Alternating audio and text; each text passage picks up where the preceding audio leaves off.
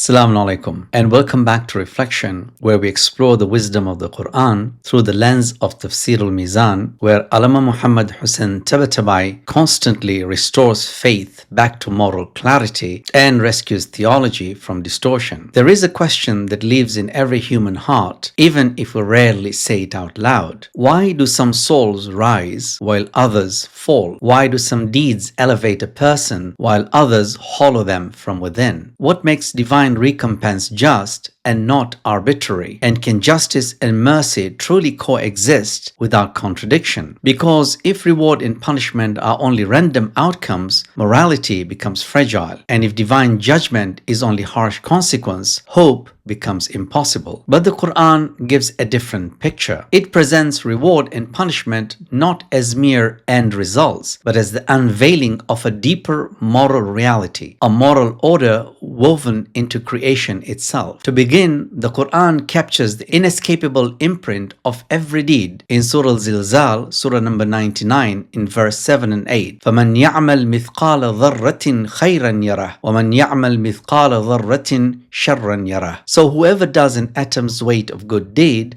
will see it, and whoever does an atom's weight of evil will see it. This verse is not meant to terrify you. It is meant to awaken you. It tells you nothing disappears. No choice dissolves into nothingness. No act fades without consequence, because every deed leaves a trace, not only in the world, but in the soul. Let this question land gently. When you think about reward and punishment, do you imagine a distant courtroom, or do you feel that your actions are already shaping the soul you will one day meet?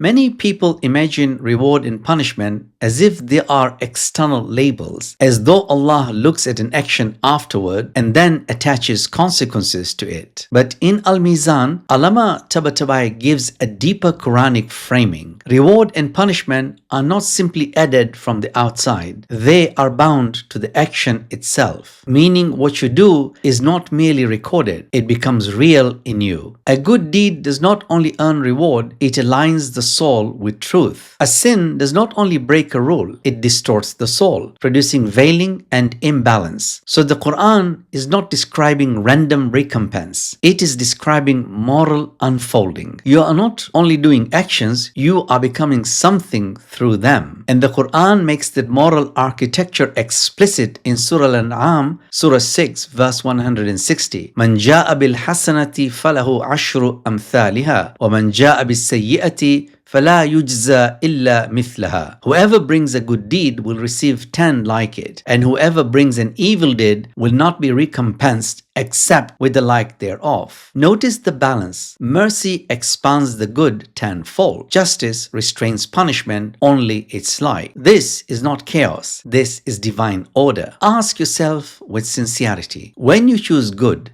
do you feel the soul expand? And when you choose sin, do you feel a quiet heaviness settle inside, even if nobody else can see it?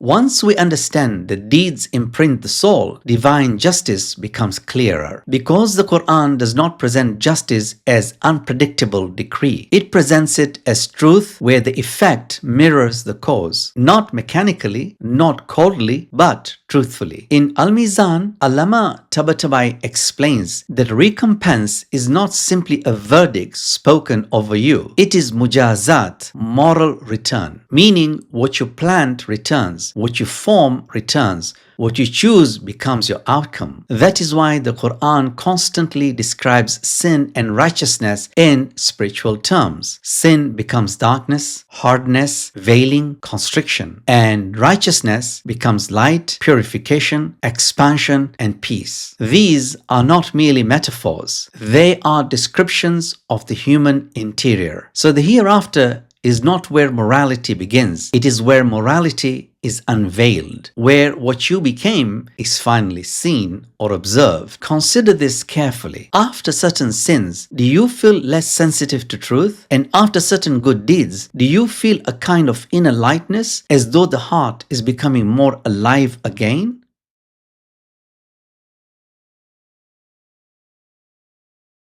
Now we reach something essential. Accountability presupposes knowledge. A person cannot be judged for what they truly had no access to, and a soul cannot be punished for a truth it was never shown. That is why the Qur'an ties judgment to guidance, and this is one of the clearest signs of divine justice in Surah Al-Isra, Surah 17, verse 15. وَمَا كُنَّا مُعَذِّبِينَ حَتَّى نَبْعَثَ رَسُولًا. And we never punish until we have sent a messenger. This verse is not merely theology, it is moral reassurance. It tells you Allah is not arbitrary, Allah does not punish blindly, and Allah does not hold a soul responsible without first making the path visible. And in Tafsir al-Mīzān, this becomes a principle. Judgment is tied to epistemic access to truth. And that access comes through many doors: revelation and messengers, religious teaching and moral clarity, fitrah, the inner compass, conscience, reflection, and lived experience. So Allah judges not only the deed, He judges the interior truth behind it. Did the person know? Could they have known? Were they sincerely trying? Were they suppressing truth or deprived of it? And this produces a moral discipline in us. Be careful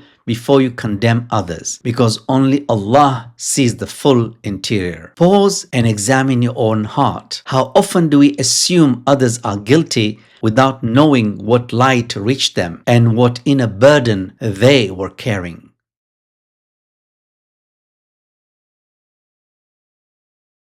Now we arrive at one of the most misunderstood ideas in religion. People imagine punishment as vengeance. They imagine wrath as hostility. But the Qur'an gives a totally different picture. It teaches the divine recompense is not random, it is purposeful. In other words, it is not merely response. It is part of Allah's moral education of the soul. Allah is not trying to destroy the human being. Allah is calling the human being back to fitrah, back to truth, back to wholeness. And that is why the Qur'an never allows despair, even for those who have collapsed under sin, as anchored in Surah Al-Zumr, Surah 39, verse 53. قُلْ يَا عِبَادِي الَّذِينَ أَسْرَفُوا عَلَىٰ أَنفُسِهِمْ لَا تَقْنَطُوا مِنْ رَحْمَةِ اللَّهِ. Say, O my servants who have transgressed against themselves, do not despair of the mercy of Allah. This verse is almost unbearable in its mercy. Allah is speaking to those who overdid it, repeated failure, repeated wrongdoing, and still says, do not despair. Meaning, your past is not stronger than Allah's call. Your darkness is not stronger than Allah's light. Think deeply for a moment. When you imagine divine punishment, do you see it as vengeance or as a painful truth meant to awaken and restore?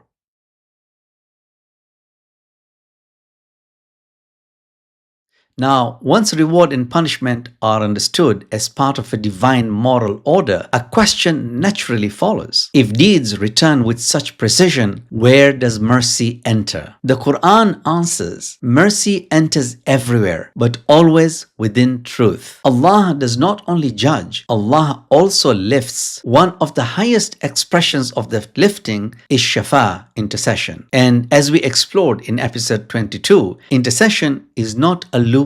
It is Allah saving the servant through those whom He has honored. And the Qur'an disciplines intercession with a clear condition, as anchored in Surah Al-Anbiya, Surah 21, verse 28. وَلَا يَشْفَعُونَ إِلَّا لِمَنِ ارْتَضَى. They do not intercede except for one with whom He is pleased. This does not deny intercession. It purifies it. It teaches that the condition is not sinlessness. Rather, the condition is orientation, a living connection to Allah, a heart that still returns, a soul that still believes even if weak. And in al-Mīzān, this is emphasized with force. Intercession does not create merit out of nothing. It strengthens what exists. So intercession fits the moral order perfectly. It does not break causality. It belongs to causality. It is mercy amplifying the servant who still has faith alive within them. Sit with this question quietly. Whose love, prayer, and presence draws you closer to Allah? And are you living in a way that makes you worthy of that light? Before we close, let's gather what we explore today, not as abstract theology, but as guidance for the heart. Reward and punishment are not arbitrary outcomes. They are moral realities. Deeds